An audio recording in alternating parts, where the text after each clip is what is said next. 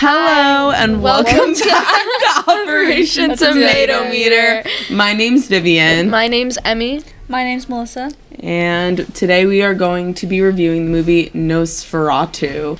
For this week, we will be going over the Oscar-nominated movie for Oscars, Nosferatu, that just recently came out. How would you guys sort of classify it? Like, what genre? Like, just horror or like? It was just like historical horror. Historical. I don't know.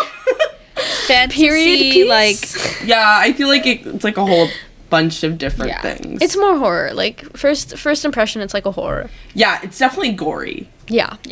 I feel like that was a huge part of it. Like, the special effects of the movie were sort of crazy. I think especially with, like, Count Orlok, like, the character himself, because he's basically all special effects. No, actually. You know, Oh, is he, like, actually? yeah, they, like, that's fully terrifying. dressed Bill Skarsgård up like that. And he was, like that. Oh, God. All SFX. He was terrifying in the movie. Yeah. I was, like, trying to find his face in the character, and there's, like, fully it's could so not. hard. Like, there's barely any human aspects about it. He's just pure evil. Yeah. And, like, that posture is, like, really inhumane. It's, like, crazy. It's like me during filming. No, literally. Like, don't get my bad angle. So, just going into it, we can just start out with the premise of the movie. How did you guys like it, to put it simply? Oh, me starting? Yeah. Sure. Okay, sure. Well, I think it is a bit, like, hard to get into at first. Or actually, like, kind of throughout the whole movie. Well, yeah, fully the honest. pacing, I would say, is pretty slow. Mm-hmm. It's 2 hours, I think. Yeah. Maybe, I think more than that. But, you know, it's, like, a lot of things, like, I realized at the time in a lot of the movie, like, just did not make sense, or it didn't add up. Like, there are some times where a scene, like, especially when Thomas is going through, like, Transylvania or whatever. Transylvania? It's Transylvania, right? No. I don't think it's ever, like, Whatever, classified when as he's that. on his journey. Yeah, but the movie is based on Dracula. so that would make sense. It was I like understand it was what like a Melissa's rip-off saying. thing that was happening. Yeah. Yeah. We'll get into that later. Yeah. But I feel like it kind of just cuts, you know, and there's no, like, feeling of time, like, really passing. Mm-hmm. But the movie itself is really long. So, It's I mean, so long. Oh my god. I guess, like, maybe time was a problem throughout the movie, or I guess that's just, like, my take on it. But overall, I think that the writing was done well. I like the fact that it was put through Ellen's point of view. Mm-hmm. And it was just so pretty, like, the movie, like you were saying, like, the scenes and the setting, and, like, especially when Thomas was on his journey, like, that was just so pretty. And like, the costumes, like, I would not be surprised if they, like, definitely won something, because Oh, so pretty, like all the actors. Well, yeah, all the actors are, like painfully attractive. Like, putting that out insanely there. gorgeous. Like, yeah. Like Bill Skarsgård, even outside of the costume. Hello. Outside of the costume, yes, but him in the movie. Oh, no, obviously not. I'm gonna have to pass on that Also, one. it's like really dark. The movie's really like. yeah. You gotta turn the brightness up just a little bit, please. I couldn't see anything in the movie. No, it's very like not all the scenes are in black and white, but even when there are, like, certain colors, they're extremely muted. Yeah. Which I think, paired with, like, what you said, the longevity of the film, it's hard to pay attention. Like, I'm not going to lie. And I think also, so the movie starts out with, that's where what's her name, Ellen. Yeah. She first, like, gets, like, possessed. She's, like, praying. Yeah, she's praying, and, like, that's sort of, like, when Count Orlok awakens. She's, like, trying to, like, I don't know, like, conjure him, I guess. Yeah, because she was, like, really lonely. And, yeah, I have no idea. I I was so lost, because I went into this movie with literally no expectations. So, opening that scene, I'm like, okay, like, I think I know where this is going to go. And then it's, like, 3 years later. And I'm like, what? Yeah, that's what I was saying about, like, the time. It's just, like... It's super weird. And, like, constantly going back and forth between, like, the two stories. Like, I was so confused. But the parts that, like, I did get, I think I liked.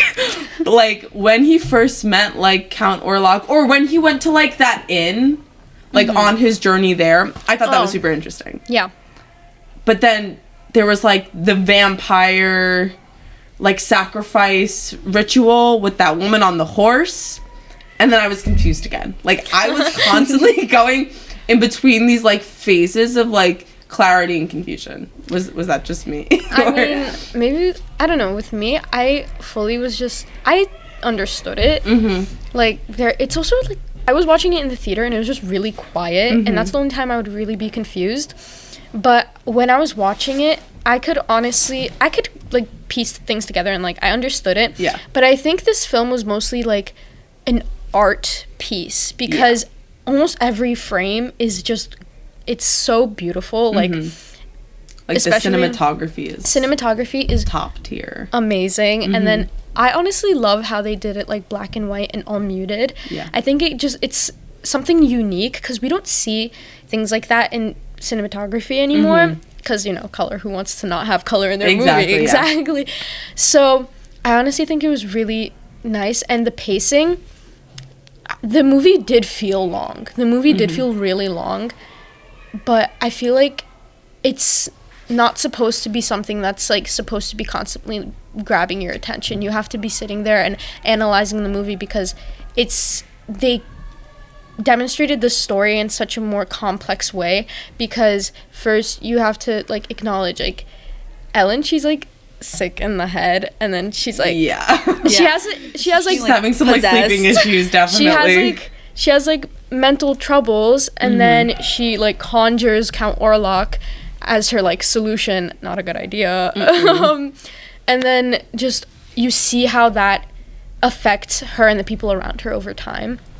So I think they unfolded it really well. I honestly liked it. I really did like it. You were about to say love there. Did you love the movie? At first, I really loved it. Because I was like, wow, that's amazing. I haven't seen something like this in so long. It's, like, fresh. Yeah. But then when I sit and think about it, it's not, like, something that was completely life-changing for me. There are definitely better movies. But I think it was what really made me, like, love the movie was the cinematography. And the fact that I'm seeing, like, familiar actors, like, having these good roles. Especially Lily Rose Depp. She's a Nepo baby, so people don't really expect her to have that talent. But you can really see her, like, she was made for this role. I agree. I think, like, she's one of the few Nepo babies that I, like, I can be like, you know, like she should do, like, that. an episode on Nepo babies, like, specifically. Like, adding back to, like, what you said about, like, the black, like, the darkness of the film, Nosferatu originally was the first, I guess, vampire film when it was filmed in 1920, the first Nosferatu. And because of, like, copyright with Dracula, because it is basically based on Dracula, like, all the copies of that movie were, like, destroyed. So it's, like, we're lucky to even have Nosferatu in the first place. And I just think that is such an iconic movie. And, like, I guess it was heavily based on that. Maybe that was why it was so dark, because it was a black and white film. But, like, I mean, I don't know. But... it was just an iconic movie because it was also one of the first movies to, like, have this idea that the sunlight can kind of, like, kill the vampire. Vampires. I love that scene. I love that scene. That was such a great scene. No, wait, the ending scene was, like, so pretty. But then also it was, like... I think maybe this is just coming from, like, an immaturity on my part. But I was, like, just during the whole scene, I was just, like... what? Hello? I felt like I was, like, watching something I was not supposed to be watching. I don't know. Like, this film was, like, oddly very sexual. Very. It was also, like, weirdly placed moments of, like, sexuality. Like, like, they're having a fight. Like, what's his name? Ellen's husband. They're having a fight. And then she's just, like, gets being possessed and controlled by, like, Count Orlok.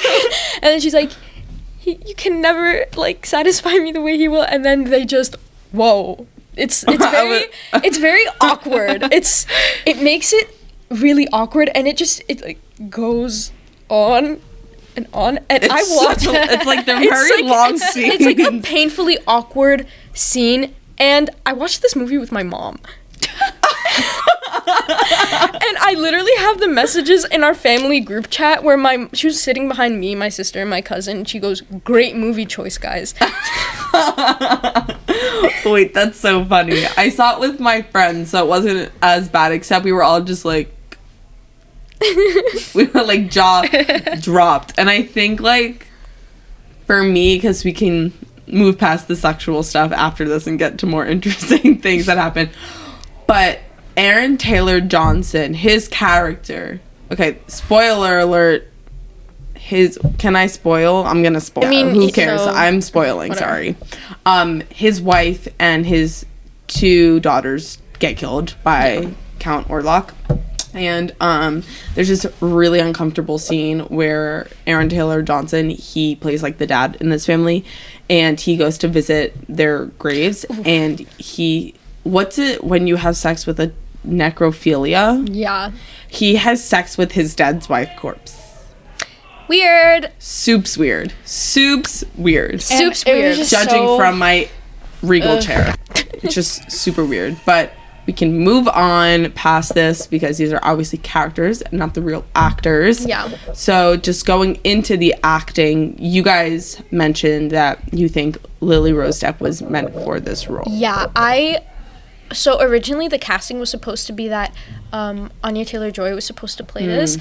I think that would have been good casting, but not as good as Lily Rose Depp, because Lily Rose Depp has that like almost like Tim Burton character like features. Yeah. And she has like the face where it's like very like expressive and dad, expressive, you know? And I don't know, something about the cheekbones. She's just overall she's like such nice cheekbones. She's gorgeous. She has like the never seen a phone in my life face, like which I appreciated because like some Victorian or like time like period pieces, they'll have like false eyelashes in it, which sort of takes away from the experience. I think the casting of this movie was beautifully done. Like I wouldn't want it any other way, except the fact, I don't know if it's because of like Willem Dafoe, because you could see him in other like really serious roles, but in this movie whenever he would come up, I don't know if he's supposed to be like comedic relief or something.